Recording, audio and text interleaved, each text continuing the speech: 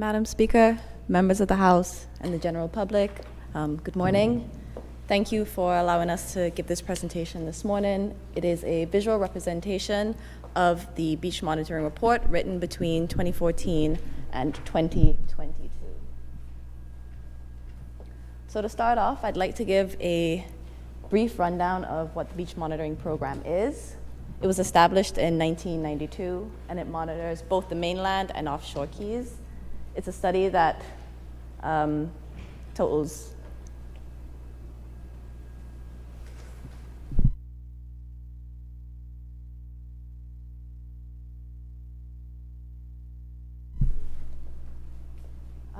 so we have 14 beaches that are analyzed, and we collect data every quarter. So data collection occurs 4 times a year, and it measures both the beach width as well as change in elevation.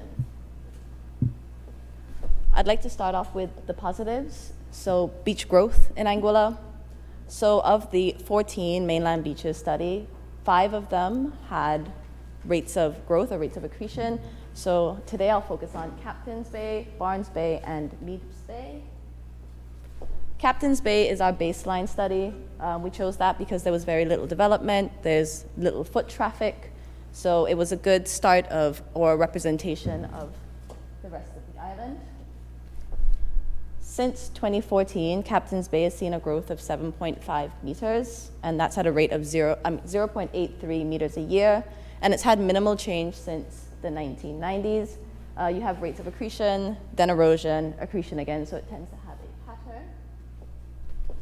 Next is Meads Bay, which had an average beach width for the entire beach of 11.2 meters gained, and it was the widest on average with rates of accretion, and that happened at La Serena, which is now Sabi. That's what our point was called. So here we just have a quick video of Meads Bay. This was taken by one of our previous colleagues, Chavez Edwards. He took a drone shot of us measuring the beach, so you can see how wide the beach is at that area. On Meads Bay, there seems to be evidence of movement of sand across it. So you have 2 beaches which are commonly separated, one behind or beneath Malihana and one beneath of the restaurant. So what tends to happen is they rarely do connect, but when they do, it correlates with a loss of sand by where Leon's is now, and it starts to connect. So here, I just have a quick visual representation. So you can see a loss of sand by Leon's during that time. You have a connection of these 2 beaches. So it starts to run from one all the way around to the other. Though there is presence, when there's a presence of erosion, it doesn't necessarily mean that that's the reason why, but it is a bit of evidence or something that we could further look into. Next, we have Barnes Bay. It did show minimal growth, but still growth overall, and it maintained its average beach width. But what we do see is that the average beach width stayed around the same, but areas, so we have 4 points that are measured there, and when there was a lowering or a reduction in width, and then an evening out of the entire beach. So we don't know if that was a result of the placement of breakwaters. It's something that needs more looking into, so we haven't been able to determine that.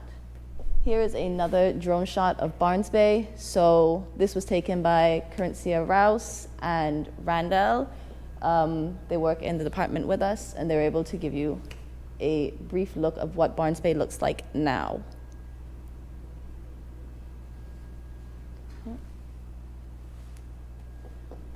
Here, I'd like to show you some historical photos. So photos from the 90s.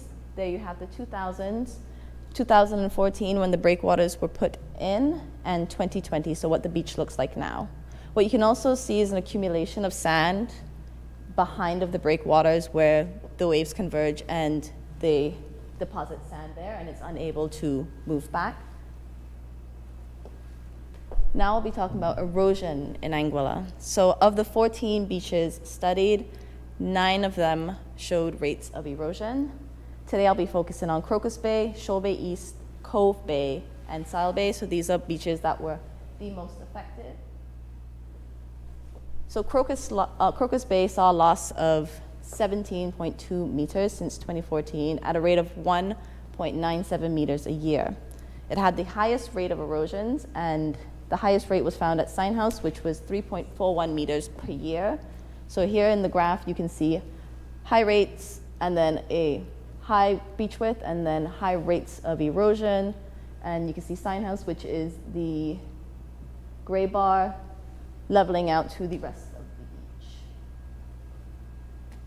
Here we have some more historical photos. So these are from the 1990s after a hurricane, and this is from 2022 and 2013.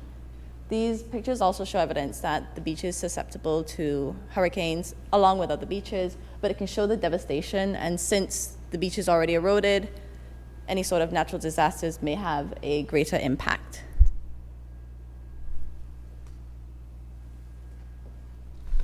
Next is Shoal Bay East. So as a whole, the entire beach saw a growth of 4.09 meters, but to give a true representation of what is actually occurring in Shoal Bay, we decided to break it into two sections. So you have Upper Shoal Bay East and Lower Shoal Bay East, where Upper Shoal Bay East, which is going towards the eastern end of the island, saw a mean loss of 22.6 meters per profile since 2014 and is eroding at a rate of 2.51 meters a year. Whereas Lower Shoal Bay East, which is going towards the western end, saw a mean growth of 7.23 meters a year, so growing at a rate of 0.8 meters. So this is Lower Shoal Bay. This is where we're seeing a bit of growth in width. On the end, we have a picture by Zemi Beach, which is taken in 2012, where you can see where the beach ends. We're actually seeing a growth in beach length. So I've highlighted in the picture here, where it's X'd off is where sand has now started to collect, and where the red dots are is where it previously stopped. So the beach ended where the red dots are, and since then it's grown in length. This is another drone shot taken by Carinthia and Randall of Lower Shoal Bay East. You can see the beach width there.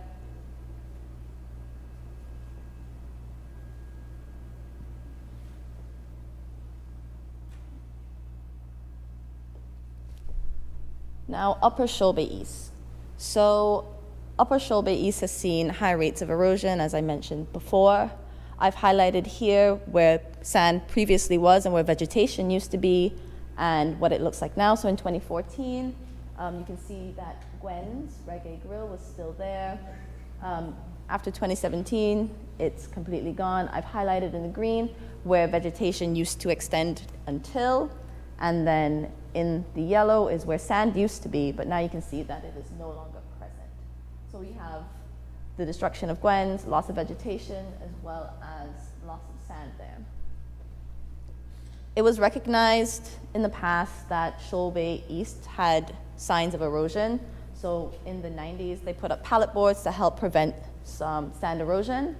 So you can see evidence of them trying to conserve sand there. But as of 2022, we still see losses of sand. We have a steep profile which show high rates of erosion and loss of sand volume, as well as vegetation. Again, some more pictures from where Shoal Bay East, where Gwen's used to be. So that was a picture in 2000s, where you can see the beach extends past the restaurant. 2014, where the beach ends right by the restaurant. And 2022, where there is no longer a restaurant. This is Upper Shoal Bay East again. So in the 90s, this is taken in the same area, not the exact same picture, but in the same area where you can see the beach extends quite far out. Now the water line and the vegetation line are pretty close, and you see a loss of sand volume there. Again, Upper Shoal Bay East, where the sand used to extend quite far out. Now it is past the vegetation line where it has been eroded away, and boulders which were put in place are still being eroded as well. Again, you can see the presence of the pallet boards. This is from the same angle, looking towards the same area where the beach width is extensive, and now it is to the vegetation line and has already taken some of the vegetation. Next is Cove Bay. Cove Bay has seen a mean loss of 10.54 meters since 2014. It has the third overall highest rates of erosion, and Smokies had the highest rate of erosion overall. at the beach. Here you can see pictures of Cove Bay from the past, so 2015, 2010, and 2022. We have an extensive beach again, and now the water line and the vegetation line are quite close. So you have severe erosion, loss of sand volume, and loss of beach width. This is Cove Bay Smokies, which we saw the highest rates of erosion on Cove Bay, where in 2013 there was beach in front of the restaurant. 2014 there was still beach in front, and then we have images from 2022. So this one was taken in September, and this one was taken in October. But you can see that the sea has gone into the foundation of the restaurant, crumbled it, and you see a loss of the beach. So this is during a storm surge. You have the complete loss of a beach, complete loss of a reference point. So where we measure in this area is right by those trees where the water is now directly underneath. So we have a loss of that and a loss of the building. So Cove Bay is also important because it has sand dunes. It's a good store of sand, and it's a barrier between the pond and the sea. If we have infilling of the pond, it may increase the probability of connection, which could damage the ecosystem around it. At Sile Bay, we have almost the complete loss of sand in one area and the gain of another. So we see a pattern which is almost mutually exclusive, where when there's presence at one side, there is absence on the other. Where there's absence, there's presence again. It has been mined in the 80s. So here you can see a picture of it beforehand. This is a picture from the 1980s before it had been sand mined, or during the process of it, where you can see there's a dip in there. The beach overall has seen a loss of 11.35 meters. And this pattern of presence and absence suggests that the sand moves periodically, possibly from a result of longshore drift. You can also see the presence of what was used after the beach was sand mined and they saw patterns of erosion, a piece of concrete or a concrete wall to help prevent the movement of sand. Now we have sand mining. So sand mining is, or what we've observed, is focused on the eastern end of the island. The two or the key areas include Savannah Bay and Windward Point. So Windward Point was mined in the 80s and 90s. And the 90s, you saw a loss of sand dunes in that area, as well as complete loss of sand in certain areas. So again, this is a picture taken from the same angle, one picture from the 90s and another one from 2022. So you can see there used to be extensive sand around there, and you've seen a loss of it in the area. Again, some more historical photos. So from the 1990s, where you have extensive sand, and now it is barren rock and vegetation there. Again, just some more photos. Again, from the 90s, you can see a loss of sand volume, where it used to be at a higher level, as well as further on the cliffside, and now you see a complete loss of it there. Here I've highlighted some areas where there was a complete loss. So sand used to be present where I've highlighted in the red, as well as the sand used to be present in the yellow, and then you can see evidence of sand mining, which is highlighted in the red. So in Windward Point, sand mining is still very prevalent. These pictures are from October of this year, where you can see it had just been recently sand mined. You can tell that by the freshness of vegetation, where it had just been removed. So you have an image there, there, and there. So that's the same spot and then a different spot where it was sand mined. And then Savannah Bay. So currently it is still heavily sand mined. There's intense sand dune destruction there and a complete loss of sand on some of the sand dunes, where I've highlighted here. So it used to be connected there as a sand dune in the red. Now it is a complete ditch that is starting to infill with water because of the removal of sand from there. You have a destruction of the vegetation that is there, which helps to keep the sand together, which leaves us at risk of increased damage from storm surges without those sand dunes. So here you can see the back end of the sand dune had been completely removed. You can see the vegetation falling down, and you can see the infilling of water here where a sand dune was previously removed. So Savannah Bay is under immense pressure. It's doomed to face the same consequences as Windward Point and Sile Bay if sand mining still occurs. So it is in need of immediate intervention. My colleague Ramon, he will be presenting the recommendations from the department on what we can do to help with our coastlines.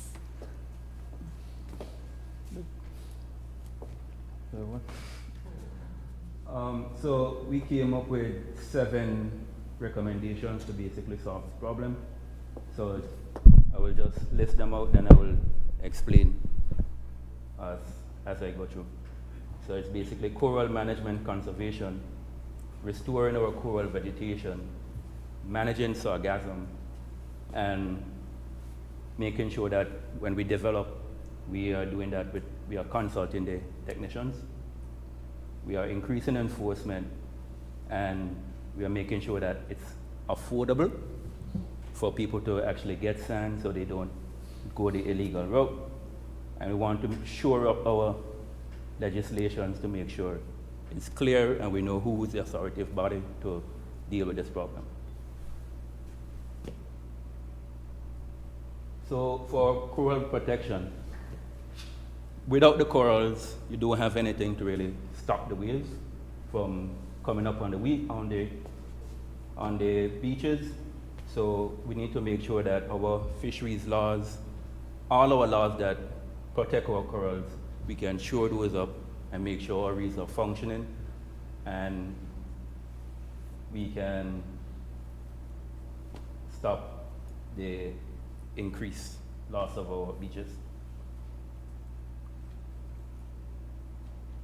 So now the department, we've done a couple reef enhancement projects, so doing some artificial reefs. We've been doing projects on coral disease management, so making sure our reefs are healthy. And we are trying to enact some new amendments to our laws to make sure that the fishing effort is not actually damaging these reefs. I think we are going to be presenting later on next year on those amendments, so we need support on that. And we have a series of marine parks. Presently, there is a lack of enforcement, a lack of resources to actually manage those parks effectively. And it seems that we're going to need as much help as we can going forward to manage these parks better. For the coastal vegetation, so there are numerous indigenous species of plants, so mangroves that basically anchor the sand and slows down the rate of erosion. So we know that coastal development is something that Anguilla basically has to do because we sell sun, sea, and sand. But we want to make sure that we want to reduce the removal of those indigenous plants. And where they have been removed, we want to make sure that we can replant and reclaim some of those areas wherever we can. The sargassum management. So we know there are periods of time where many of our beaches, especially the tourist-dependent beaches, are inundated with large volumes of sargassum, and that has to be removed to accommodate beachgoers and people that go in the water. We know that in that process, a lot of the sand is actually removed as well, and we just want to make sure that efforts are put in place to limit the amount of sand that is being removed in that process. So things like sifting the sargassum, raking it off just at that surface level, we recommend that. We also recommend basically burying it on site so it serves as a way of holding the sand together. For the coastal development advisory, so we know that there's a current system in place whereby the planning department would basically send out any proposals to build on the coast. So we know that the department will definitely send in those recommendations. What we are asking is for all authorities to just recognize those comments that we put in place and try to put those recommendations in as much as possible. And for any impactful projects such as the one in Soil Bay or the putting of boulders or anything to basically prevent soil erosion or removing large expanse of vegetation, we ask that impact assessment is done for those things, so that we can make sure that it's not doing anything to any our beaches. The enforcement and patrol. So as Jasmine would have highlighted, there are many of these beaches that are being sand mined blatantly, really and truly. And we want all the authoritative bodies to basically just enforce our present laws that speaks to the removal of sands upon our beaches. We want to be able to have a more frequent presence so that we can monitor and we can deter.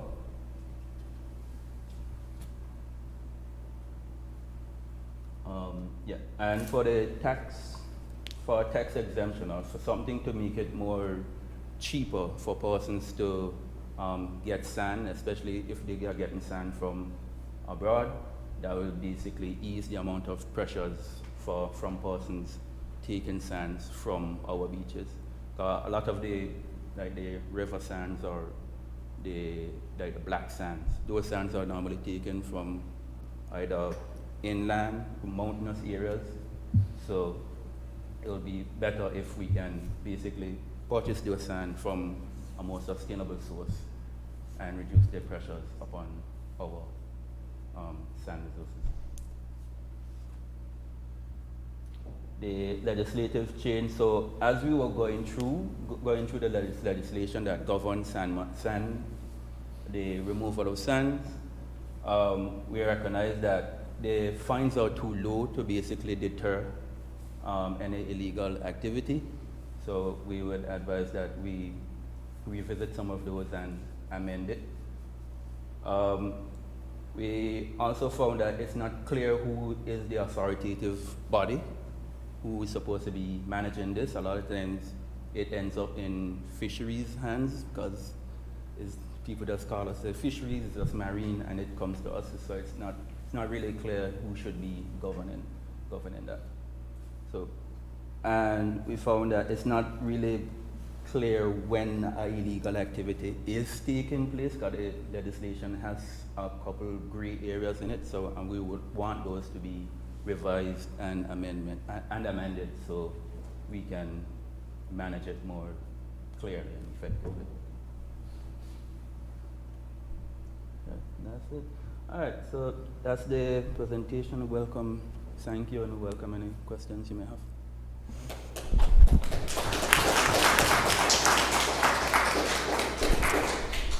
Thank you, members. And thank you to Ms. Rowan and Mr. Johnson for their enlightening presentation. The member requested leave of the Assembly to allow 5 to 10 minutes questions. So the question is put for leave to be granted. All in favor? Those against? The ayes have it. So any questions? The member for Road South is acknowledged. Thank you very much for the presentation. It's a very important presentation because, as you said, we sell sand as one of our greatest assets, and we have some of the most pristine and beautiful beaches in the world. The question to you is, you say that there's blatant and wanton, obvious sand mining. If it is blatant and obvious and obviously illegal, who is tasked with the enforcement of the laws relating to sand mining, and what have been done to ensure that those who are tasked with the enforcement enforce those laws? It's a two-part question.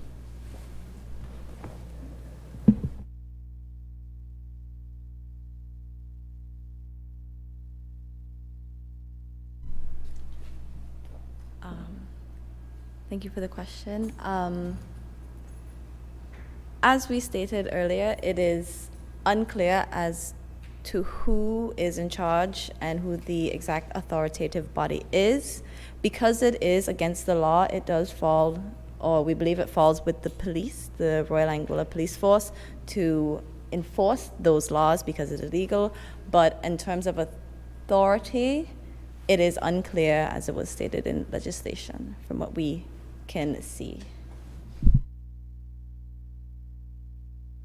Single Island Wide Electoral District Member, Mr. Joseph Antipool, is recognized. Thank you, Madam Speaker.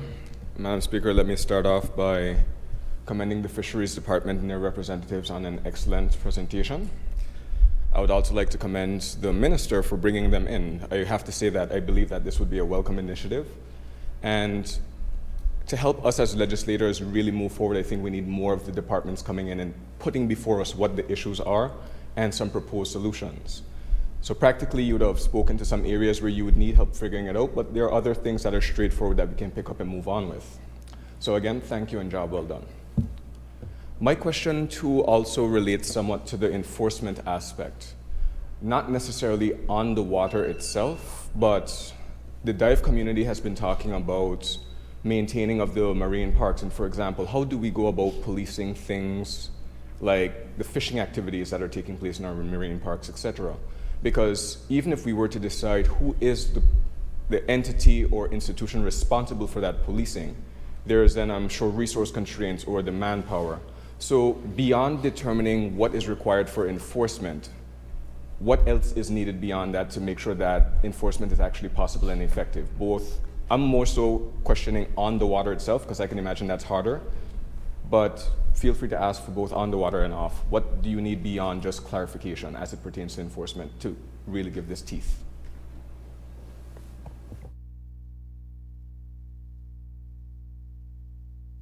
As I said before, I think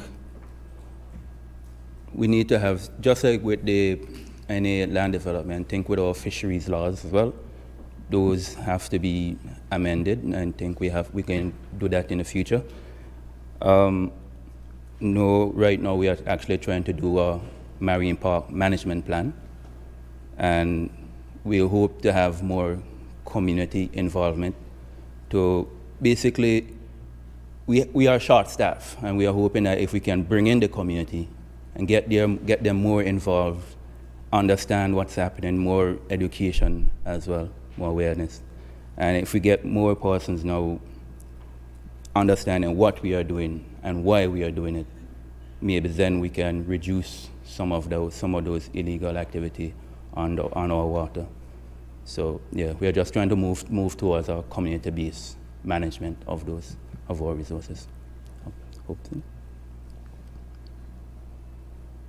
Thank you, Madam Speaker. If not necessarily a question, but if I may just beg your indulgence, as it pertains to especially the monitoring and conservation efforts of the corals and of that maintenance, I can imagine that you're going to need people under the water actually going and checking it out. We as a dive community have been talking about different ways that we can contribute, so I'm just pledging on behalf of the dive community, please reach out to us. We have no problem. We're always in the water. We see the coral, the dive master helps maintain it. So anything that we can do to help that community effort, please feel free to reach out. We can discuss after, but you have our support on that. The Honorable Single Island Wide Electoral Member, Mr. Kyle Hodge, is recognized. Madam Speaker, thank you. Good morning to everyone, and I join in saying thanks as well for this eye-opening, alarming presentation. I want to focus a little bit on the fixes. Of course, there are fixes that would take a long time to actually see it happening. I'm wondering if there are any immediate solutions where you can see maybe a quicker response and you can see the beaches come back within our lifetime, because some of the damages, like was mentioned by the member, they happened during our lifetime. We have been able to see it, to witness it. I saw in one of the recommendations, it included tax exemptions to import sand. Is it even possible to import sand to build back dunes, perhaps rebuild some of the smaller beaches, the more narrow beaches? Is that possible to import sand for this effort to rebuild?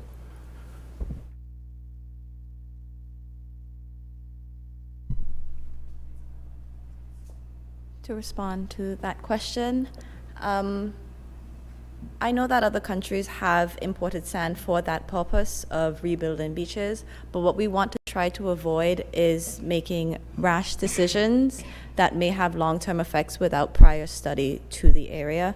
So what may be a solution is reviewing the data we have since the 90s and seeing whether or not it is a possibility. What we would also need to incorporate with that is a study for longshore drift to understand where our sand is actually moving, because it is going somewhere and we don't really understand where, because it's not necessarily moving to another beach. So we wouldn't want to invest or put efforts into that without prior understanding as to what the outcome of that may be. It is something done in other countries, but I believe it's something that would need a lot more study towards so that we can make sure it is efficient.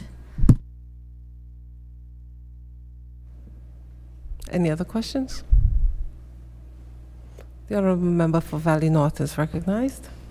Thank you very much, Madam Speaker. I would like to commend the Minister for bringing the team in to present, and also for the excellent presentation from the team. I think having it in pictures form certainly does quite a bit of justice, because you can see exactly what's happening. As it relates to Shoalway East, I realize that on the upper end, there's quite a bit of palm trees, coconut trees, sorry, that are kind of falling into the water as well. Is there anything being done, or can we do something about trying to take up those trees that are actually leaning over and falling in, so that we can replant them elsewhere? That's one. And then two, have there been any efforts to sort of replant areas in the coastline? And if so, how can the community assist with those efforts? Thank you.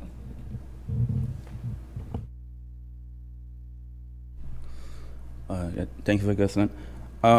So with regards to the palms, I know that land is private, private land.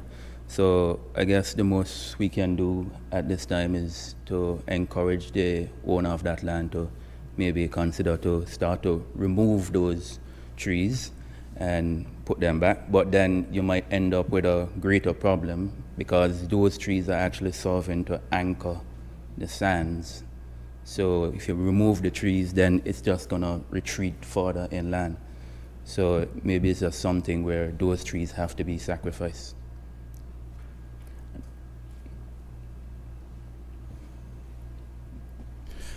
Replanting of coastal vegetation was one of the solutions that we have, the indigenous coastal vegetation. Have any replanting efforts been made or attempted thus far in Anguilla? And if so, what have been the fruits of that? How effective have they been?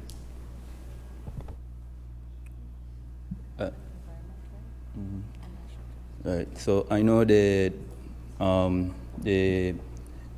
environment unit, is it? Yeah. So yeah, the environment unit, they and the National Trust, they have done some coastal and around, yeah, they have done some coastal revegetation of the coastline. I'm not sure how effective they have been, honestly. So, but I know it has been done before, yeah. Rotels? Thank you, Madam Speaker. From my own observation, I've seen a significant amount of erosion on Shoalway East, on the far eastern end, and in the Cove Bay. Also, many years ago, as a youngster, Barnes Bay used to be a significant beach. And following Hurricane Irma, that beach disappeared and never returned. Divers have said that the sand fell over a cliff offshore, and that's why it was never able to come back.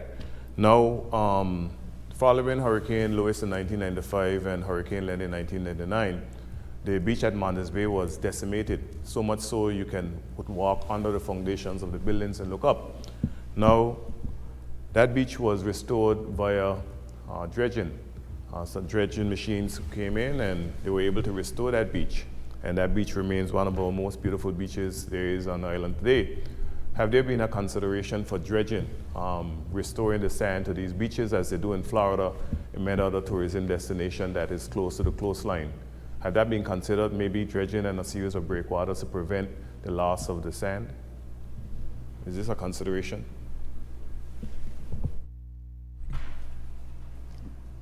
That idea, I don't believe, has been explored within the department as yet. It is something that could have further research into to ensure that it's something that's viable for all beaches. As you can see, not every beach reacts the same way based on the ecosystem surrounding it as well as behind. So it is something that could be explored in terms of replenishing the beaches, but it's not something that we have specifically looked into as yet.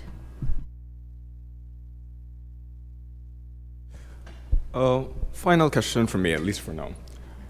One thing that I did not see mentioned in the presentation, but I know probably will come underneath the coral reef management, and that I have been having constituents come to me and ask about, is that of the parrotfish and its importance.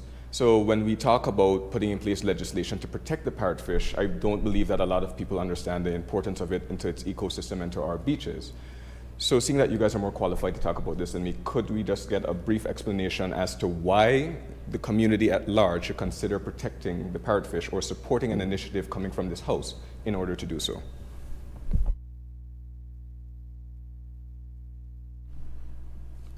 Well, I think before we get into it, you have to understand how corals actually work. Corals are a species of animals that rely on sunlight to basically, for the algae that lives within the coral to photosynthesize and for that coral to then feed on, it's a, call it a mutualistic relationship. So the algae feeds the coral and that algae needs light. What the parrotfish does is remove the other algae that will basically smother the coral otherwise. So when you remove things like the parrotfish, and right now we have an issue with our sea urchins. So we remove those herbivores, you have the corals basically being smothered by macroalgae, and that then kills the coral. And as you see, coming back to this presentation, once the coral dies, becomes more brittle, it makes it easier for waves to basically break up those corals, and then you're going to end up with increased erosion on our beaches. So I think when you talk about the parrotfish, I'm glad that you bring it up because it's a very, very important, one of the major herbivores on our reef that is keeping our reefs healthy and functional. Okay, we're going to make this the last question because our time has elapsed. You said that there's an existing issue with the sea urchins. Can you just expound on that quickly, please? Yeah. So back in the 80s, there was a Caribbean-wide disease, an unknown disease that killed nearly like 90% of long spine sea urchins. That's the sea urchins with the very, very long one, not the regular one that we see. And it occurred, they started to recover, and I think early February of this year, we started to see the same thing occurring again throughout the entire region. And once again, it's having a high mortality rate. It's killing the sea urchins within 2 to 3 days. So that disease, yeah. So we are currently now studying that disease and how much it has spread throughout our reefs. So that's the issue. Thank you. Thanks again to you both for your enlightening presentation. Okay.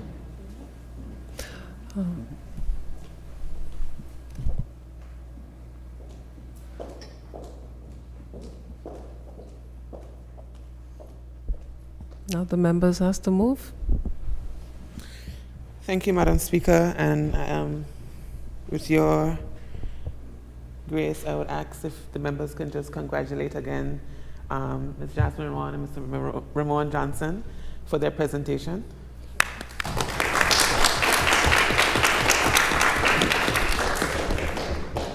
This presentation was, while it was presented by two people, it was worked on by a task force of persons here in the gallery, and I also would like to express my appreciation to them, and also to invite the members to congratulate them for the work that they would have done.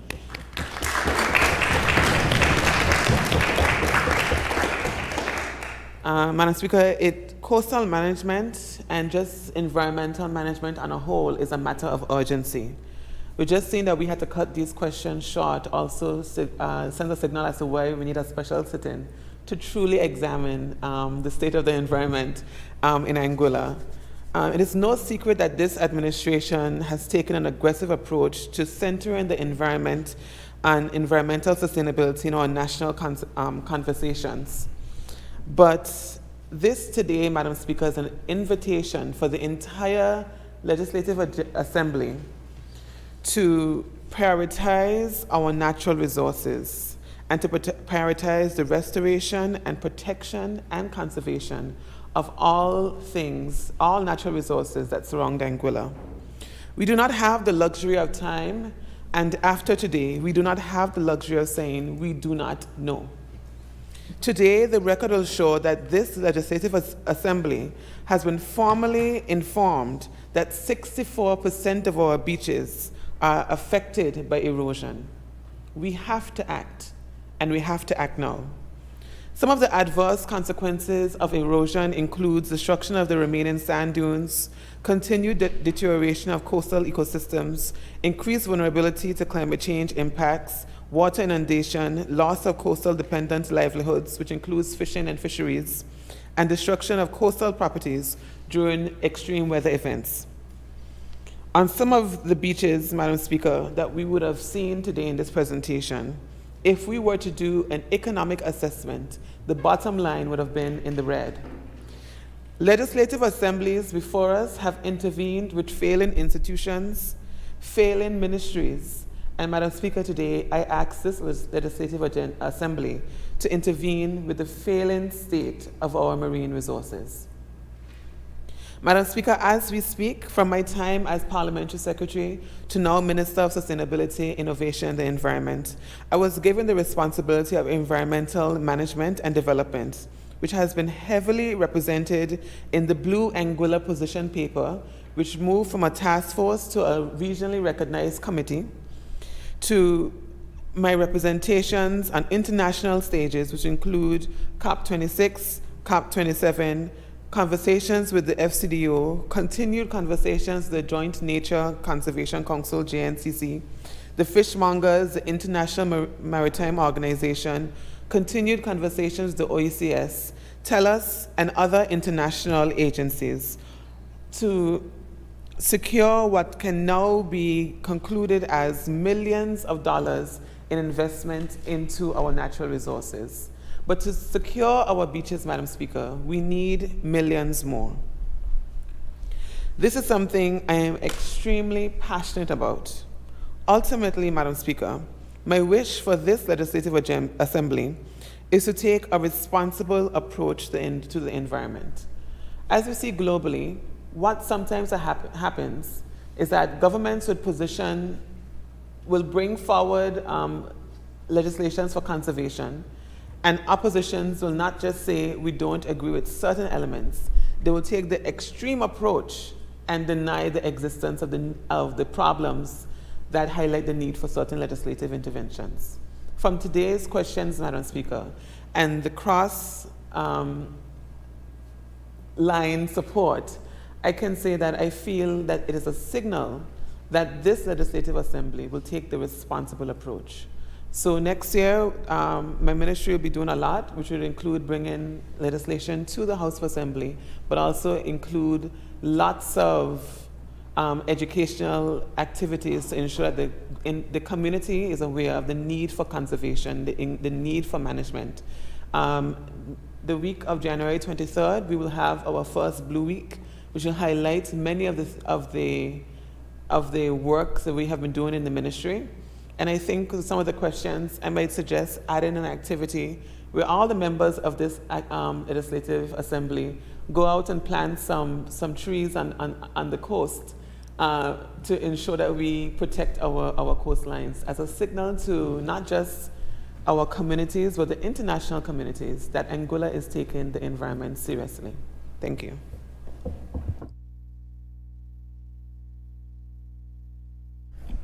Thank you, member. Maybe you should follow our example of District 1. Can you beg leave to lay the paper on the table? Yes, Madam Speaker, I beg leave of the Assembly to lay the coastal beach health and coastal erosion report before the Assembly. Thank you. Capital Development Fund Regulations 2022.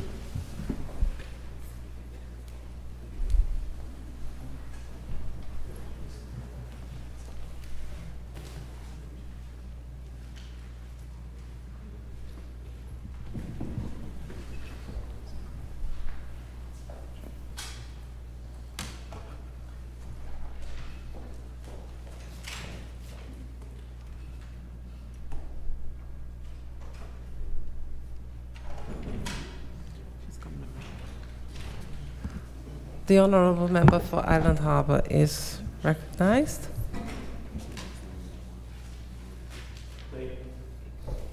Thank you, Madam Speaker. Madam Speaker, I wish to lay before this honorable House the Capital Development Fund Regulations 2022, which will allow 3 sources of funds. One is that the Anguilla Economic Residence Act has a provision for persons desirous of permanent residency to make a donation to the Capital Development Fund of $150,000. Second would be for philanthropists and other donors, possible investors, developers to make donations for projects in Anguilla. And the third would be for certain capital projects to be funded from the consolidated fund through the proper appropriations. And so these regulations allow that fund to be set up, to have a bank account, and to be managed.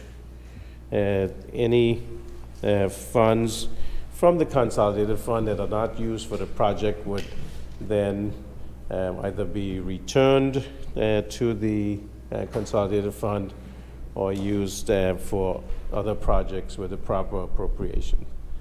The fund would be audited annually, and that those audited accounts would be laid before this honorable House. Thank you, Madam Speaker. Thank you, honorable member. Reports from committees? None. Petitions? None. Government notices? None. Private members' notices? None. Motions? Motion 1 of 2022 3/12 HOA for the consideration of government's legislative program, and this is the continuation. And this falls under Rule 13, Sub 3 of the House of Assembly Procedure Rules 2021. We now invite the Leader of the Opposition, Member for Sandy Hill, to reply to the Premier's address. Thank you. Good morning to you, Madam Speaker. Good morning to members of the House, persons in the gallery, and those who are watching and listening via radio and social media. Madam Speaker, as you would have just indicated, pursuant to our Legislative Assembly Procedure Rules as amended, as Leader of the Opposition, I have the opportunity to respond to the opening address that will have been offered by the Premier during the first sitting of the House of Assembly during this session, which took place on the 15th of November, 2022. And Madam Speaker, it is a little delayed in my making this presentation as a result of my not being on Ireland, but having attended the UK Overseas Forum for Overseas Territories in the UK, along with some members of the House, the Honorable Merrick Richardson, Ms. Venetia Proctor, and Ms. Sherbert Hughes from Audit. And in terms of the opening address, Madam Speaker, and just to inform the general public that the Premier's opening address allows the government to set out its priorities and programs for the coming season, including the legislation that it intends to pass. And Madam Speaker, I will have listened to the opening address offered by the Honorable Premier. And I would say that out of the 40-minute opening address, there was only one sentence at the very beginning of the address, which summarized what the people are currently experiencing. And that sentence was, quote, "Economic inequality is soaring, making it way too hard for way too many people to make ends meet." I will repeat that. Economic inequality is soaring, making it way too hard for way too many people to make ends meet, end quote. And I would like to look at the truth of that statement, Madam Speaker. Madam Speaker, the Premier recognized that our people, that this country, will have suffered external shocks through the global financial crisis, various hurricanes, in particular Hurricane Irma in 2017, COVID-19 pandemic. And all of these factors will have assisted to cause severe devastation to homes and businesses, institutions, and the economy in general. And, Madam Speaker, notwithstanding that, this government knew the state of the country before the general elections. It knew that the country was closed from in March of 2020 in order to protect the people of Anguilla from the devastating effects of COVID-19. It knew that economic activity in the country had practically ground to a halt while the country was closed. And it also knew that the previous Anguilla United Front administration had secured EC $100 million as COVID relief. Yet, knowing all of these things, this government chose to implement the full brunt of the goods and services tax, the APM's version of the goods and services tax, on the people of Anguilla while we're still suffering from the effects of the COVID-19 pandemic. And let me explain why I say the APM's version of the goods and services tax. The Premier, in his opening address, stated that this government had to accept the signed MOU, which included the GST. But what he did not explain is that the MOU for the EC $100 million was to keep the country afloat through December 2020, during which time that it was signed, the borders were closed, and it would have been forward-thinking on the part of the then Anguilla United Front administration to ensure that those funds would have been available beyond the general elections. And certainly it became a political football, a campaign promise that if elected, this administration would not accept the $100 million. And we know today that it was accepted, and we were provided with explanations as to why the funds were accepted.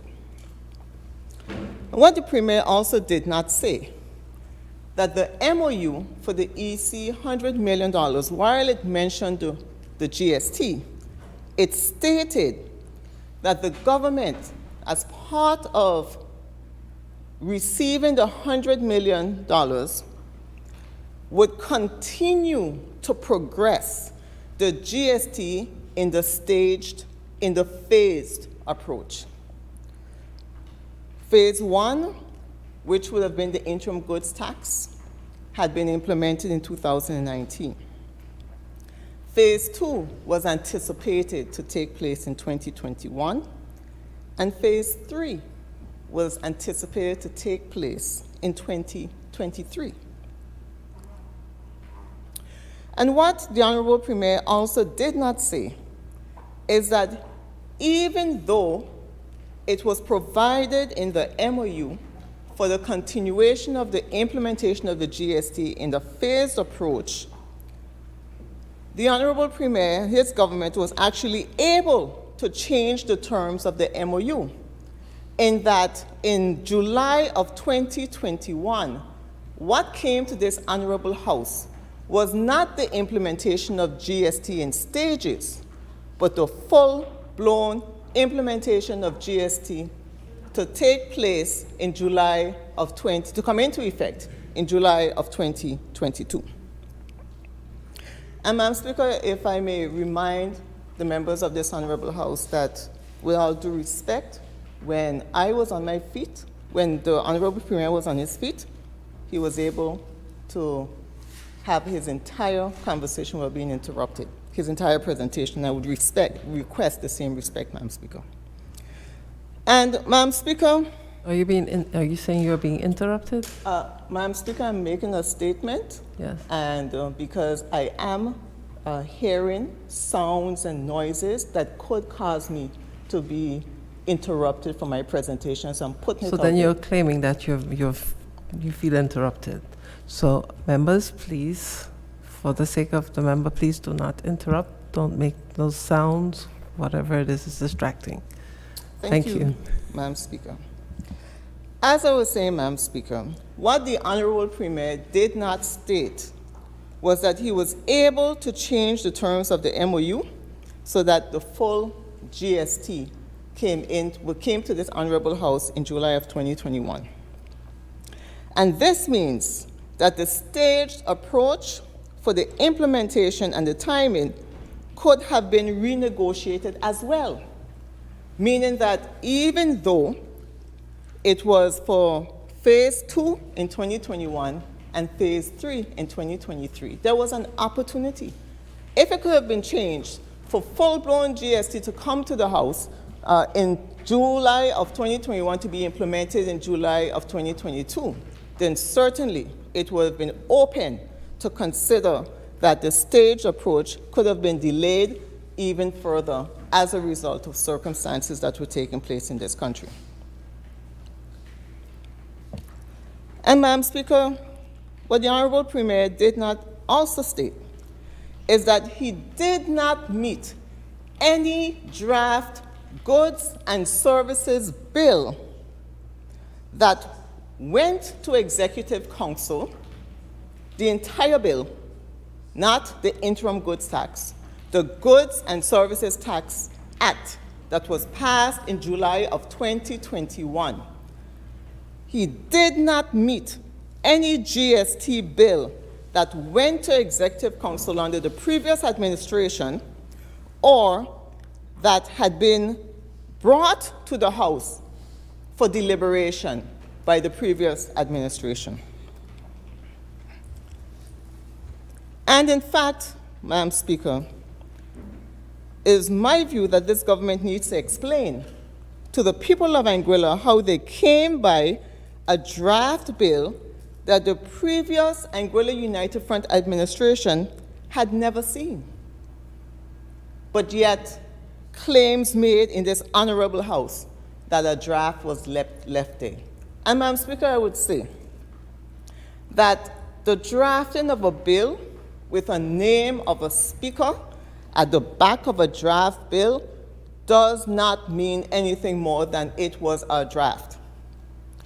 In order to take that further, deliberation in the House of Assembly, deliberation in Executive Council, the draft, the bill would have had to come to the House and had to have been signed by the Speaker of the House, Madam Speaker.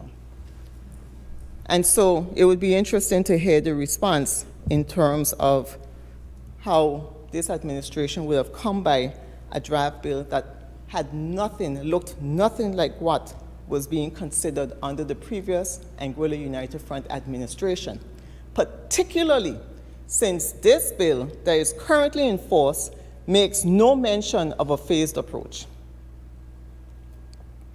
And Madam Speaker, the people of Anguilla now know that this government did not consider any other option other than the goods and services tax. And if they did, they would have said so. And so far, 2.5 years into the term, we have not heard any other option that has been brought by this government in terms of any serious consideration of other options other than the goods and services tax that they passed. And Madam Speaker, I've heard strong supporters of this government claim that the GST is the best thing that ever happened to Anguilla. And I've heard members say that the goods and services tax will go down in history similar to the creation of the Anguilla Social Security Board, which was pushed forward by the Honorable James Ron Webster. And I have to wonder, Madam Speaker, whether these people making these statements truly live in Anguilla. And I have to wonder if they walk the streets, if they talk to the people. And I have to wonder if they truly understand that people are finding it way too hard to make ends meet in this country.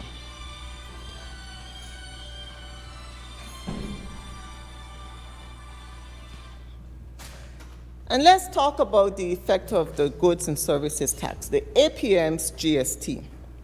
During the midst of the COVID-19 pandemic, we knew that there were issues with shipping and that there were issues with the cost of shipping and the supply of goods coming into our country. And in fact, it was worldwide shortage of goods, of food supply that were being announced. And so at that time, the prices were already increasing even before GST.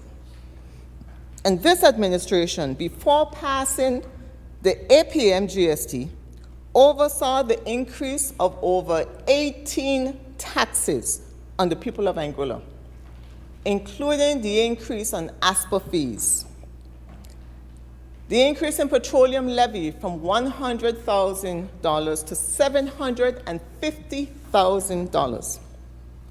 And I can recall at that time when that bill came to the House, the suggestion that I had made was that legislation be first passed to limit the ability of the fuel suppliers to pass it on to the people of Anguilla. And I was told that such legislation will come after. We have yet to see it some 2 years later, Madam Speaker. And so we are today dealing with increased fuel prices, in part by that increase in the license fee, in part by the Russia-Ukraine war, and in part by the 13% GST that has now been added. We saw an increase in health fees, and in some cases by 100% at the health authority.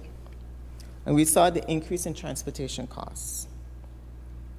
And so this government, even prior to the implementation of the goods and services tax, will have increased fees and costs of living at a time when the world was cutting back, where countries were cutting back for their own citizens, to assist their own citizens. We saw it in the UK.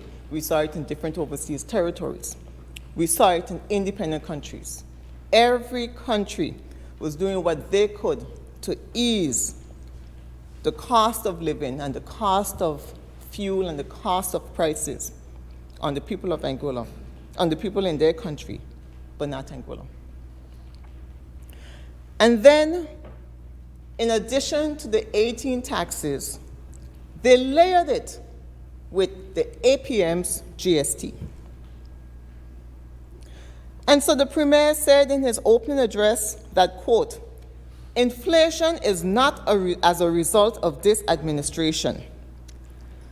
But he is forgetting that the doctor's consultation fee and other fees will have increased by 100%. And that is as a direct result of his administration. And when asked for fees on the increase in transportation costs were increased prior to GST, those increase in taxes were also as a direct result of his administration. And so, while it is a fact that inflation is increasing worldwide, we cannot ignore the fact that here in Anguilla, we are compounded with not only the worldwide inflation, but also with inflation caused locally as a result of the decisions made by this administration.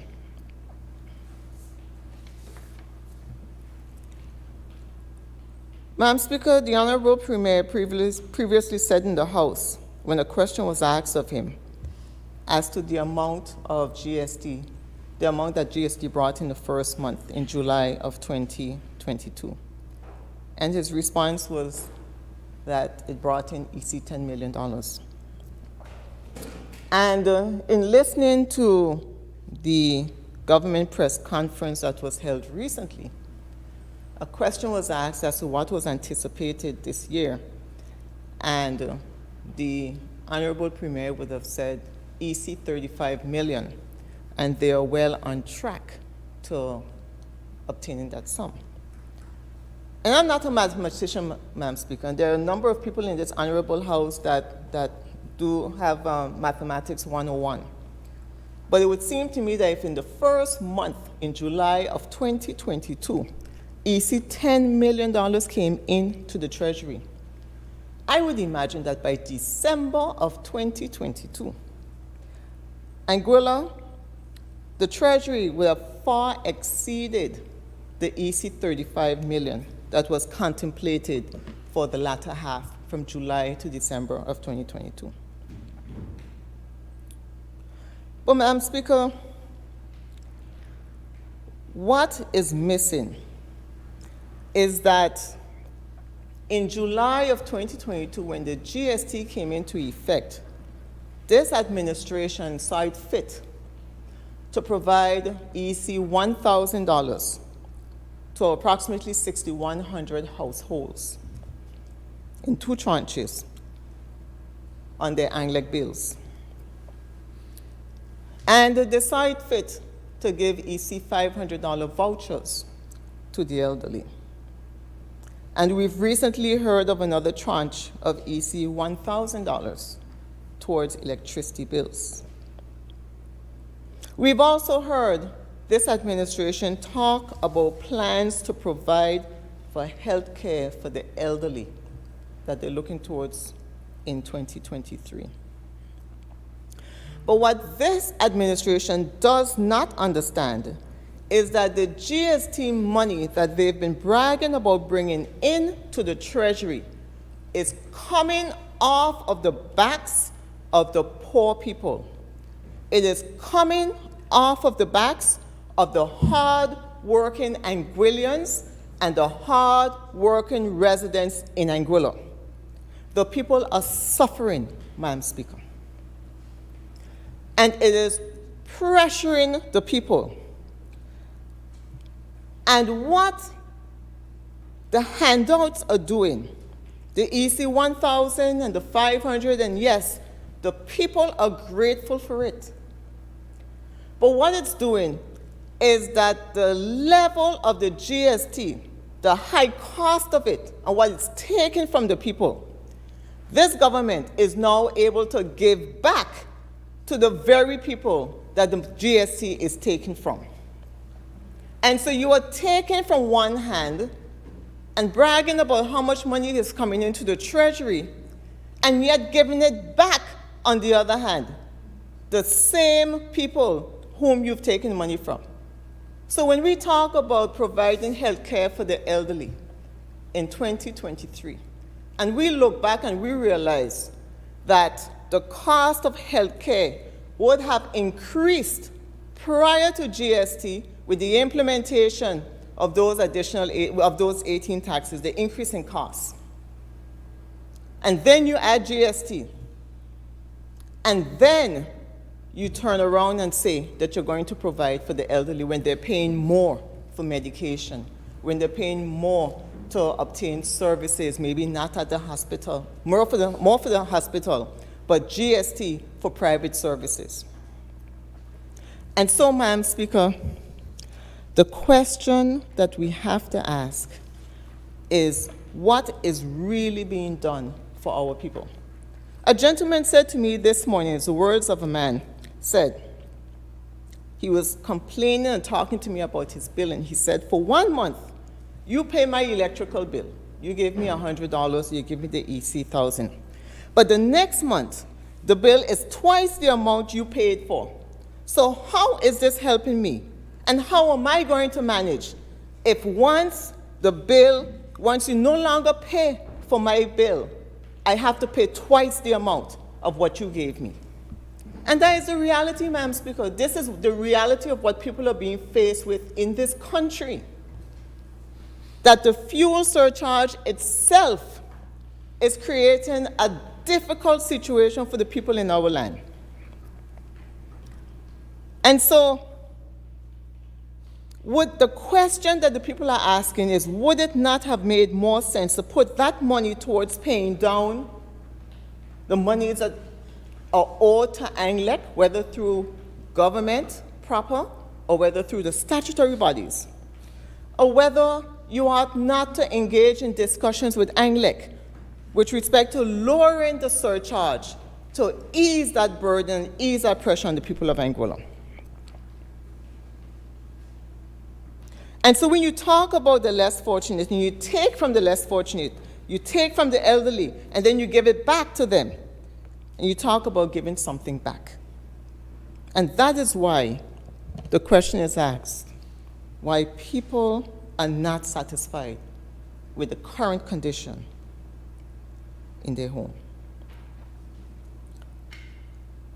It is being said that the extent of the implementation of the GST and the handouts that are being given, because the reality is there's a recognition that the costs in the country are too high, is bringing Anguilla to a welfare state status. And the campaign promise was a hand up and not a hand out. And we have yet to see that hand up, Madam Speaker. The distribution of food vouchers and the Anguilla payouts are also evidence of the hardship and the onerous effect of the GST. People are going to St. Martin and shopping. And I've heard members say that that is not true. I've heard technocrats say it's not true, but the people know. We can say whatever we want in this honorable house. We can say whatever we want on the talk shows. We can say whatever we want in our press conferences. The people who are listening, who are watching, who are out there every day can tell you how they are shopping. The storekeepers can tell you how the people are shopping. And so whether we want to acknowledge it or not, the reality is people are finding ways to continue to make ends meet. They are seeking ways to stretch their dollar. And if it means taking a boat and spending the cost of a ferry, or even if a family member has a fishing boat, and going to St. Martin, renting a car, going and stocking up, and it's reached to a point where services are being offered without you even have to go to St. Martin. You can place an order The package is put together and put on a boat to come to Anguilla. You never even have to step foot out of Anguilla. You have to make one phone call and send a credit card. And so the people are finding ways to make ends meet. And so when you think that you're doing well because you've increased taxes and because you've imposed GST, the reality is that while the Treasury is looking healthier and healthier, the private sector, the people are suffering. And even in relation to the public sector, and none of them, neither private sector nor public sector, have received increases in their salaries since about 2008.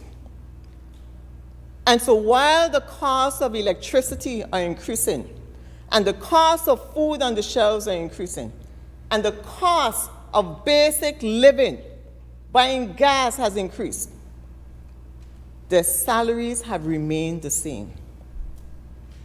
So it is impossible for anyone to come and brag about how employment is up and how people are working.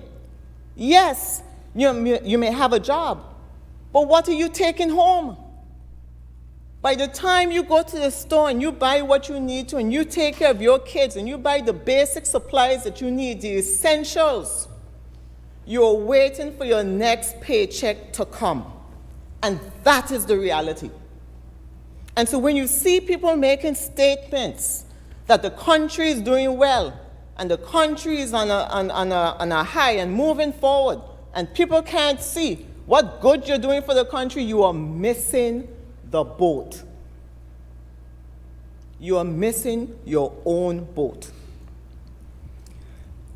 Because the reality is, Madam Speaker, people are leaving Anguilla as well. And yes, you have some persons that are denying, but whole communities can tell you that family members, children, parents, uncles, aunts have left Anguilla to seek other employment in other places. And they're calling for their family and friends. You have young people that are leaving the country because they say there's nothing here for them, that they are unable to survive. And when we brag about creating things and developing things such as the orange economy, and we do not have the infrastructure, we do not have the ability to provide properly to ensure that these businesses, startup, young entrepreneurs are able to make ends meet, they will leave. And so we have a task on our hands as to how to get the economy going. Yes, we can talk about the hotels and how well they're doing and how much tourists are coming into the country. But at the end of the day, the average Anguillian is on salary. And they may receive service charge. But during the 6 months that the tourism sector is open and thriving, they receive service charge, but then they have to be able to save for the times when the hotel sector is closed, for the times when they're home sitting down. And so what are we really saying to our people? We cannot continue to keep our heads in the sand. We must recognize the issues that are facing our country. And we have to be able to meet our people where they are and understand their plight and adjust accordingly. And that is what the AUF opposition has been saying all along. Adjust your sails when you find that there are issues. You cannot go headlong when circumstances have changed. When the GST was passed in 2019, the interim goods tax, the first phase of the goods and services tax, the interim goods tax, which was a reconfiguration of the existing taxes at customs down at the port. When that was passed in 2019, there was no hint of COVID-19 on the horizon. No hint. And so when you take office in July of 2020 and you look at the circumstances,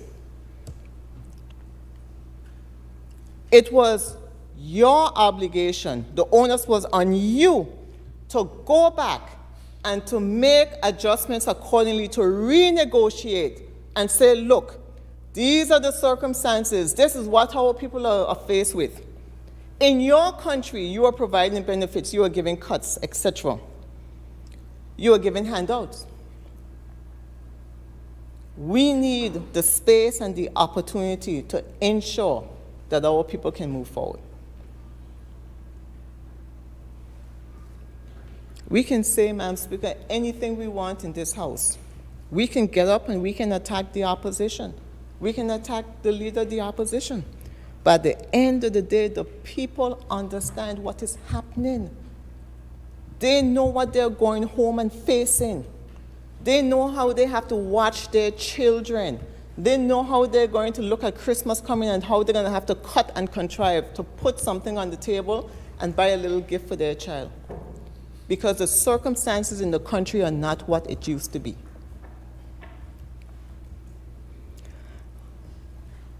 And the businesses, Madam Speaker.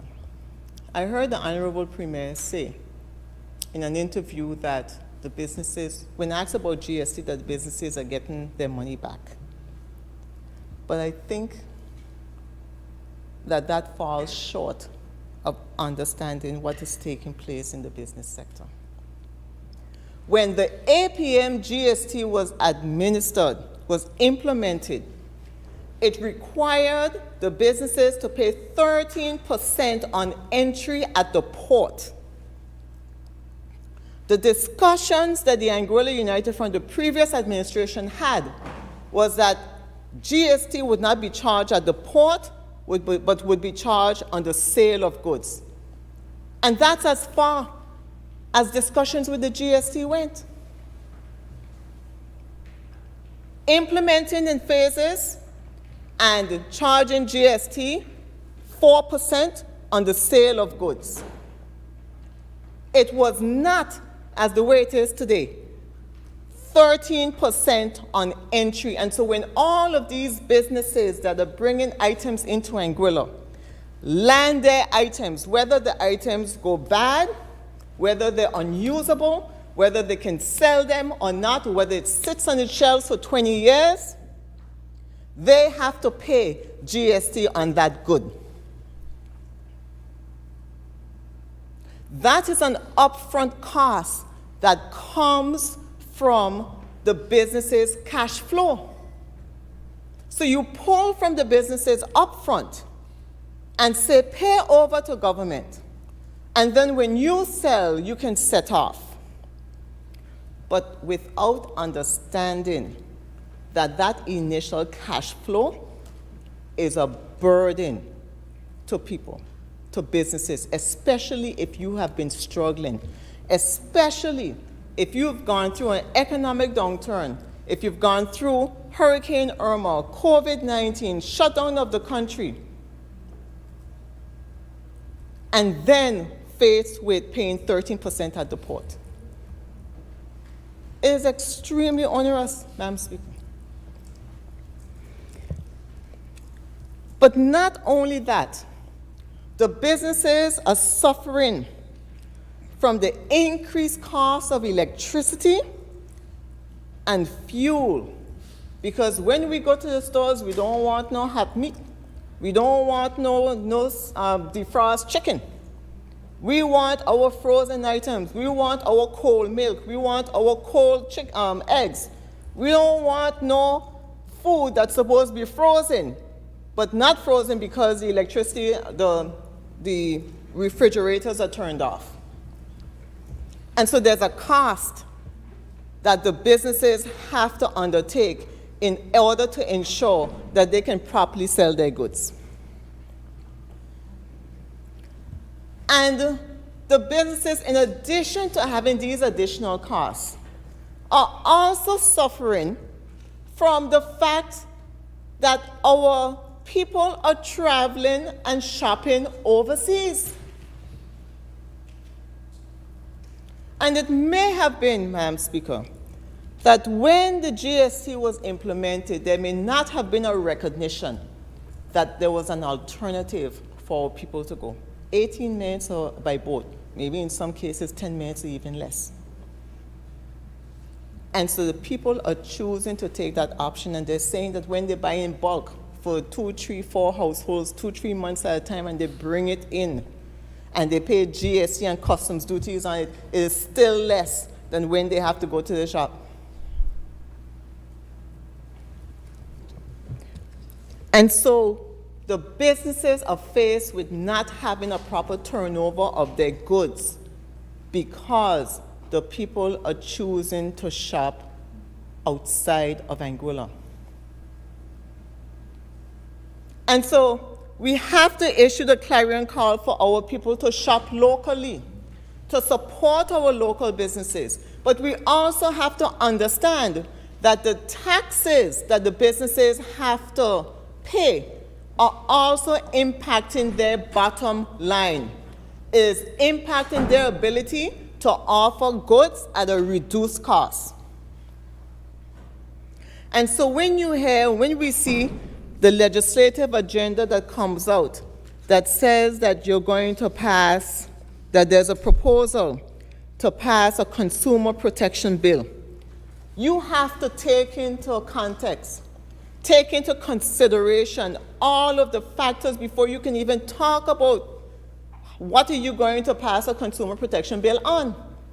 Because you cannot, this government, no government in Anguilla can control the cost of which goods are being sold from the US to Anguilla. There is no control over the cost of shipping of items into Anguilla. And there is no control over the cost of increase in fuel and the cost of transportation otherwise that are impacting the increase of goods when our local business people order their goods from the US or from wherever else they order. And that is a reality.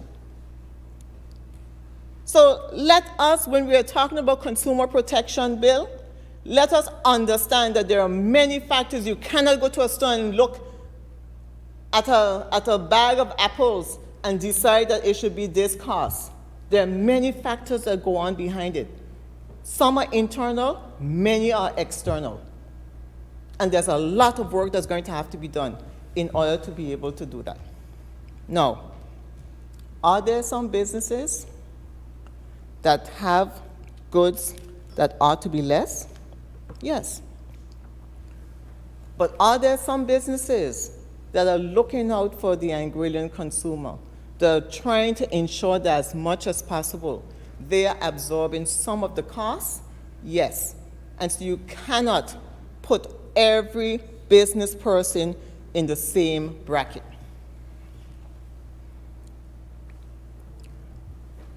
And, Madam Speaker, I want to touch on one aspect which we can't seem to get a response on, and that is the accommodation tax. The accommodation tax became a part of the goods and services tax. And from the reports, it appears that the accommodation tax is still being collected by the villas, the hotels, and the other entities that collect accommodation tax from the guests, paying into the GST structure, and are then claiming against that money that the accommodation tax amounted to. Now, it is not money that's coming from their pockets, it's coming from the visitors' pockets. And so, if that is the case, is it fair to allow this situation to continue? The reality is accommodation tax should not have any set off because it is not money that is being paid out of pocket. And so there has to be, and I would strongly recommend that there be an amendment to the GST legislation to ensure that there is no set off for the accommodation tax that is being collected from the guests to this island. That has to be revenue that goes straight into the government of Anguilla's budget, into the coffers. The accommodation tax is collected on behalf of the government of Anguilla. So why is it being allowed to be used as a set-off? It is not right.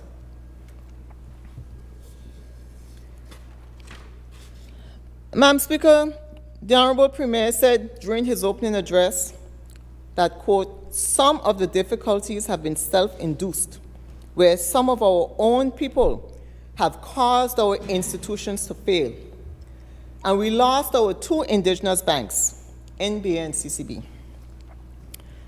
And I got the impression that he glanced over to some of the members of the gallery at the time that he made the statement. That's my impression. But Madam Speaker, I want to say this. It is very easy to sit on the sidelines and to criticize. And I know for a fact that while sitting as a minister of government, at the time that the situation with the banks came to our attention when we were elected in 2015, and at that time, the banks had spent 2 years under conservatorship under the previous administration, the AUM administration. And when we got into office and we understood the depth and the gravity of the banking situation and the fact that 5 options were available in order to move Anguilla, to move the banking situation from that circumstance, it was difficult. And I read the banking reports, Madam Speaker. I don't care who would go on radio and say that I haven't read it. I know what I read. And I know what I saw. And I know what I understood and assessed. And I also read the options for the resolutions that were provided. And it is reading and understanding those reports and the proposals for resolution that allowed me, at the time that we were taking the Banking Act to the House in 2016, to engage with the public in every constituency, the 7 districts for 7 nights in a row, and explain the situation as we found it, the circumstances, the options that were available, the outcome if the government of Anguilla at the time allowed the banks to fail, and the loss, the potential loss of depositors' monies. And when I say depositors, I'm talking about people that have money in the bank. Whether you're an 18-year-old just out of school and working, whether you're 70, 80 years old and you're relying on your earnings in the banks, NB and CCB. Whether you're a young mother, single mother, that put your earnings in the bank, every single one of those deposits were at risk. Had a resolution not been identified and had the previous administration not taken steps to deal with it. Yes, the resolution came at a cost. It could not be free. There could be no free banking resolution because you had situations where the banks were in a problem.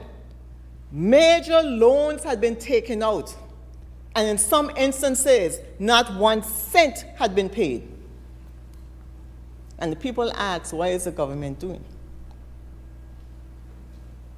And as I've said before, because the question was asked to me on radio, it is not a criminal matter that the police can take up and take those persons to jail. And I know a lot of people want to see people arrested. But there is a legal framework, and the banking resolution was aimed towards addressing the banks, creating the National Commercial Bank of Anguilla, which exists today, our only indigenous, in fact, one of only 2 banks in Anguilla. Because at the time of the resolution, there were 4 banks. Look where we are today. God bless the Anguilla United Front administration took the decision, the difficult decision, to ensure that NB and CCB as a combined bank remain today. And so, Madam Speaker, it is easy to stand on the sidelines and to criticize. It is easy to talk about the debt that was owed. And as I said, yes, the resolution could not be free. I heard the Honorable Premier in his statement, his opening address, make reference to Governor Christina Scott's statement at the time. But what he did not say is that the same Christina Scott, on behalf of the UK government, signed off, as well as the UK government, the Foreign and Commonwealth Office, signed off on the banking resolution for Anguilla. It could not have been done without the UK's approval. So let us stop playing politics. The banking resolution was necessary for us to be able to move forward in this country. To allow the banks to have failed would have caused chaos with the loss of people's monies in the bank, not to mention the loss of $240 million in Social Security funds. That as well was secured, as well as pensions for the civil service. And so, what I want to ask on this matter is that this government is now in, they've been in for 2.5 years, and I hear statements that they say they haven't seen the banking resolution, which is untrue, because the Banking Act came to the House. It is law, and anyone is free to go and pull up the legislation and look at it. And as a member of the Monetary Council, I am sure that the Honorable Premier has access to all of the reports and records that were available. He may not be at liberty to disclose, but he has access. To do otherwise would be to have disrespect for the position of the Minister of Finance and Honorable Premier. And so my question is, to this government, which so harshly criticized the banking resolution, what option would you have taken? And explain it in detail so that the people of Anguilla can understand. I understand it. I understand the resolution that took place because I had to make the case through every constituency, and so I had to read the documents to understand and to relate to the people of Anguilla. So I'm asking that if you disapprove, if you disagree with the resolution and the option that was taken, tell the people of Anguilla what option would you have taken and explain it so that each person can understand. Madam Speaker, the Honorable Premier said in his opening address in relation to ANGLEC that, quote, you have ANGLEC picking fights with the government. And I thought it was an unfortunate statement, Madam Speaker. I want to say to the public that ANGLEC is a public company with shares that are privately owned, with shares which are privately owned by individuals.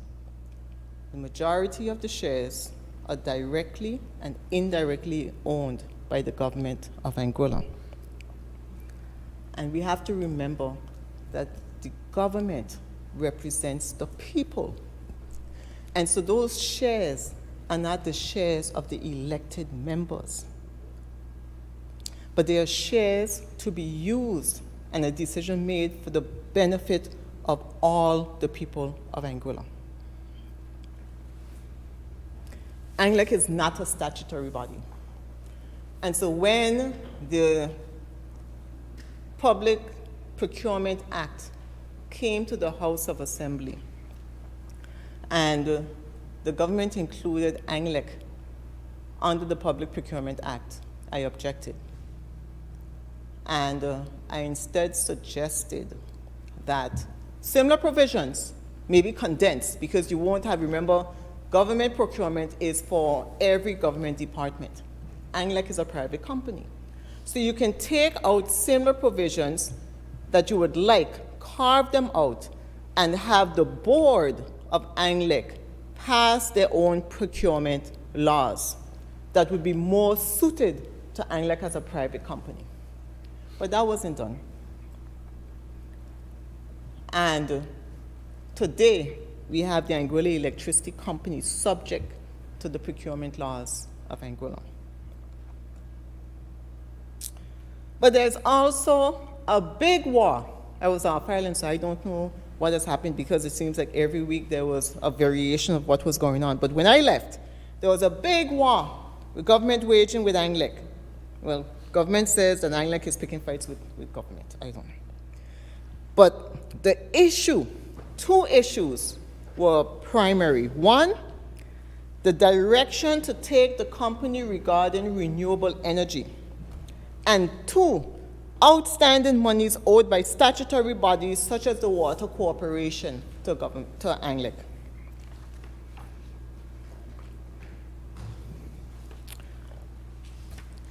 The Honorable Premier said that Anglec is begging for financial help, yet is arguing that they can find their own solar plant. And those are his direct quote. First of all, Madam Speaker, Anglec is asking for their bills to be paid. The obligation on any one of us who owe Anglec is to pay our bill. That's the primary obligation, because if we don't pay our bill, we get cut off. And so the government of Anguilla needs to address, and I understand that I think the matter may be in court. I also understand a proposal had been made that may or may not have been accepted, but the government needs to find a way to address the outstanding bills owed to Anglec. And I'm not going to quibble about whether or not it is government proper or whether it's a statutory bodies, because at the end of the day, the government of Anguilla has to pay if a statutory body is unable to pay. And the question is, how can Anglec be begging for financial help when what they're asking for is to be paid what is due and owed to them? If Anglec is paid what is owed by government, it could well have the financial ability to fund or to obtain sourcing to fund its own solar plant.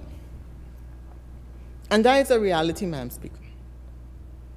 And the third question, why is government making a determination as to whether or not a power purchase agreement is the direction in which Anglec should go?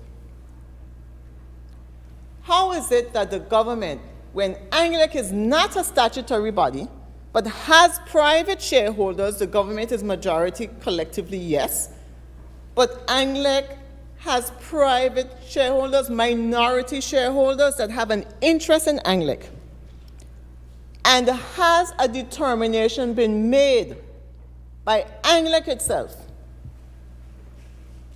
by the directors or the shareholders or management as to the direction that Anglec wants to go? And if yes, then the question is, how does government get to a point where it's engaged in battle with Anglec over whether or not Anglec should fund its own solar plant or whether or not it should enter into a power purchase agreement? And I haven't heard, Madam Speaker, where the issue as to renewable energy has been placed before procurement. Because since the government of Anguilla has placed Anglec under the provisions of the Public Procurement Act, any determination as to the bidding process, the direction that they will go in terms of which is the best entity or best approach, I would imagine would fall to procurement once Anglec engages with them in terms of what they need for the bidding process. So I am very confused. I mean, I feel like I'm Mr. Rogers when he says it's clear as mud, because I cannot understand how the government of Anguilla and Anglec could be engaged in this battle when the proper lines the Procurement Act, the board, the shareholders, that these aspects do not appear to have been considered. And so I would ask this government to take some time and reflect on the various battles that it's currently engaged in and seek to address some of these issues before moving forward and taking a high-handed and strong-armed approach, as the case may be. And lastly, Madam Speaker, I want to touch on the legislative agenda, which is essentially the government's wish list of pieces of legislation that it intends to bring over the next year. And, Madam Speaker, during the Honorable Premier's address, he would have said, quote, "We have governed with fiscal discipline, transparency, accountability, compassion, and care for the well-being of our people." Well, the people of Anguilla, I am sure, will be able to make their own determination as to the extent of compassion and care that has been exhibited by this administration for the last 2.5 years.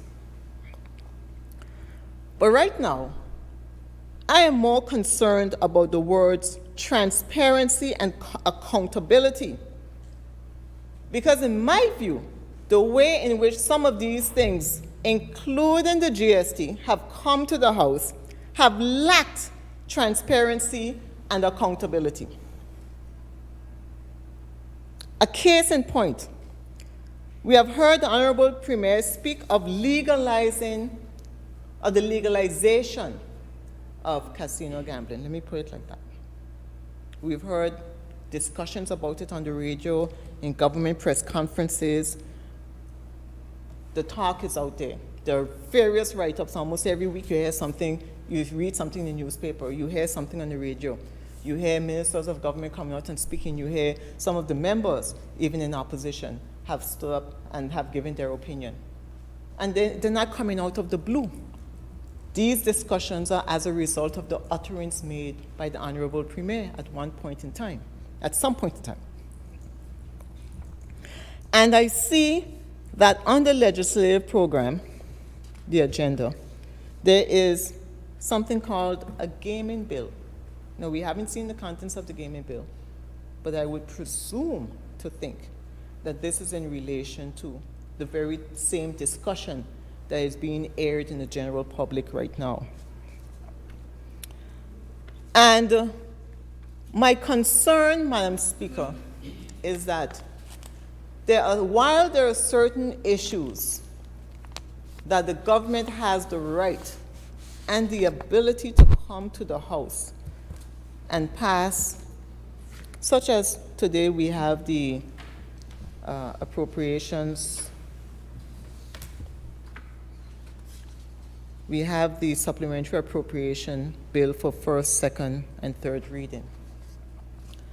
And while it is quite fine for some pieces of legislation to come to the House without necessarily having consultation with the public, the gaming bill, the discussions on casino gambling is something that should have come to the public by way of in-depth public consultations around and across the length and breadth of this island before even finding its way in a legislative agenda.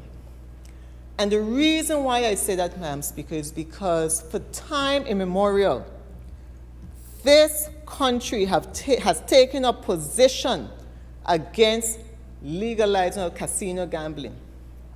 Now, of course, there are financial implications. Of course, they can open a world of opportunities, but they also come with inherent risk. They also come with potential damage to our social fabric.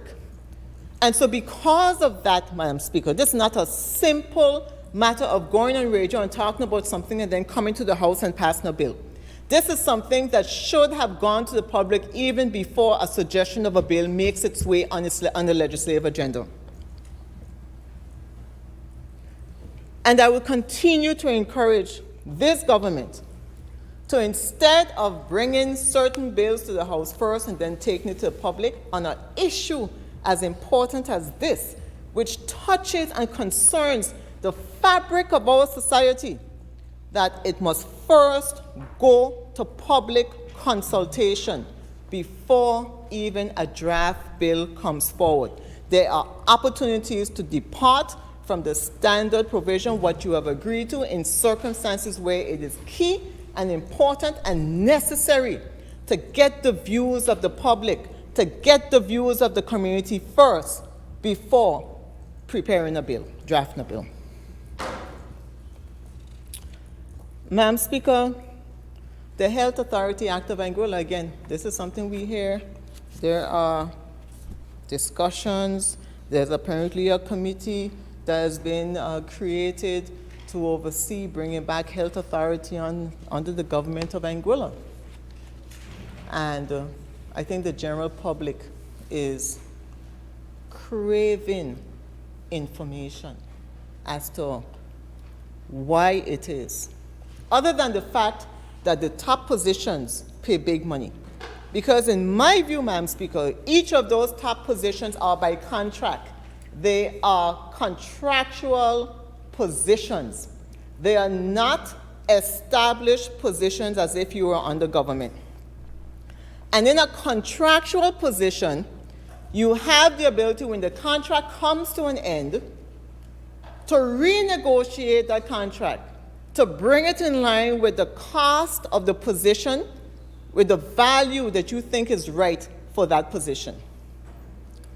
And to me, from what I am hearing, the intent is for the Minister of Health to have greater control over the health system, and that is the rationale.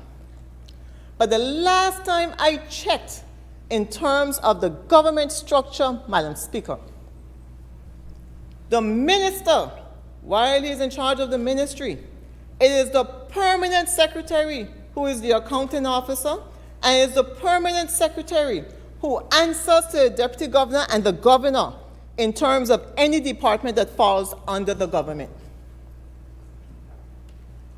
And as opposed to a statutory body, such as Health Authority as it exists now, if it is that a minister of government feels that they do not have sufficient control, the easy option is to amend the Health Authority regulations and the legislation to give the minister greater control that doesn't fall under the governor or the deputy governor.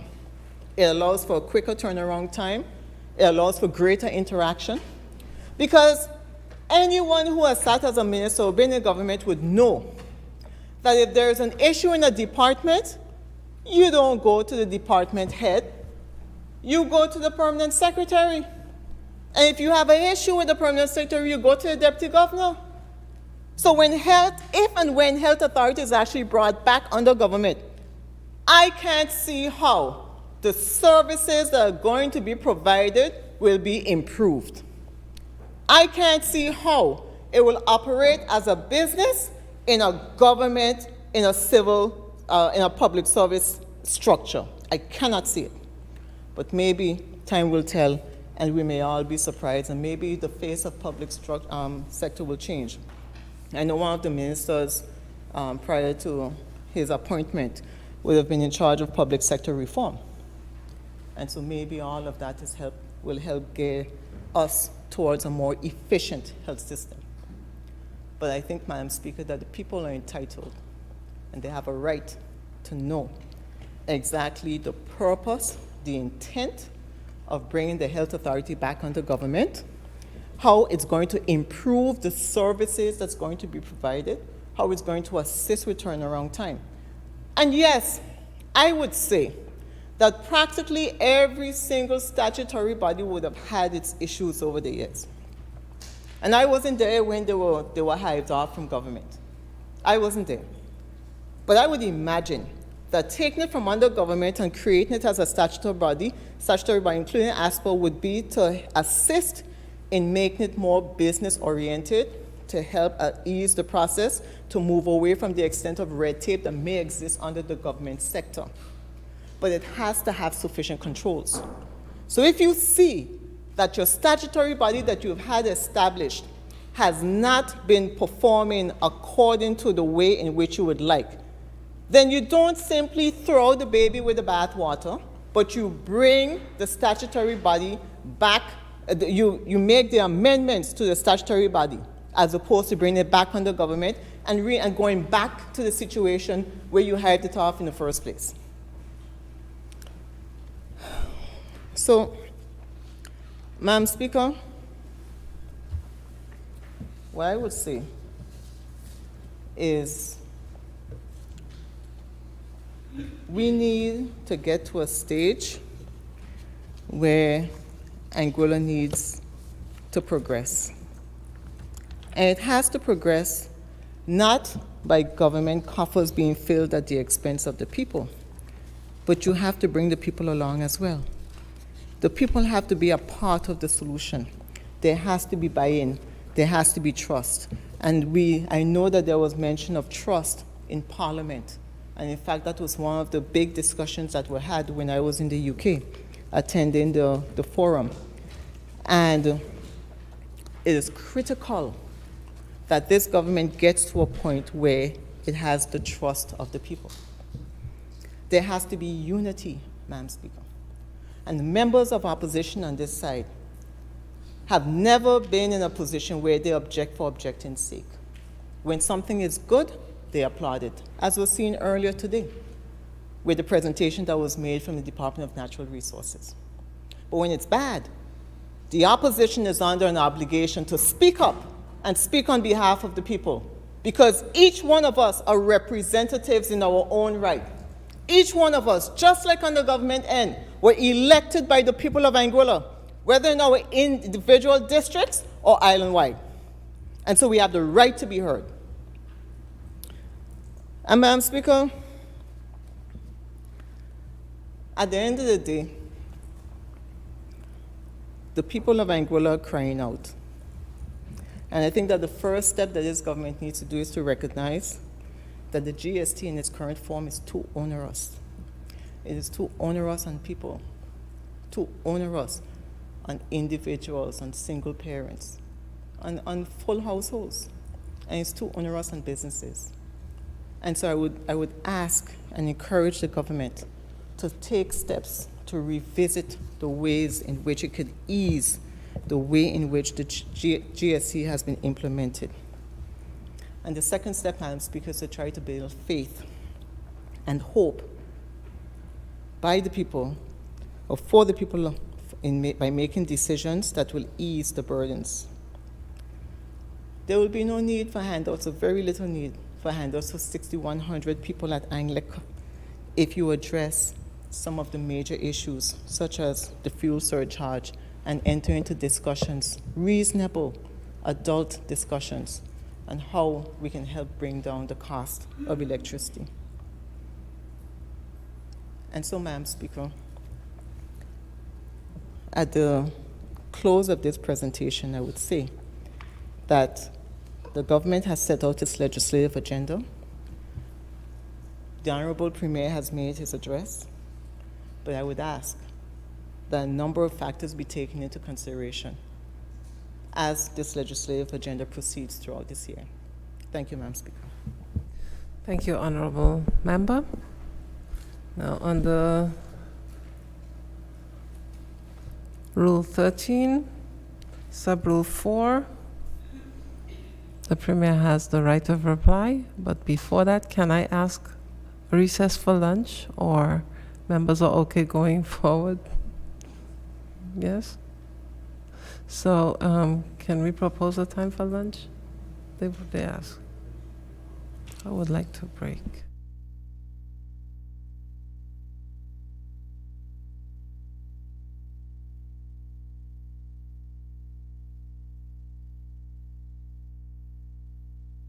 Okay, so it's 12:30 now, so we'll break until 1:30, yes? 1 hour.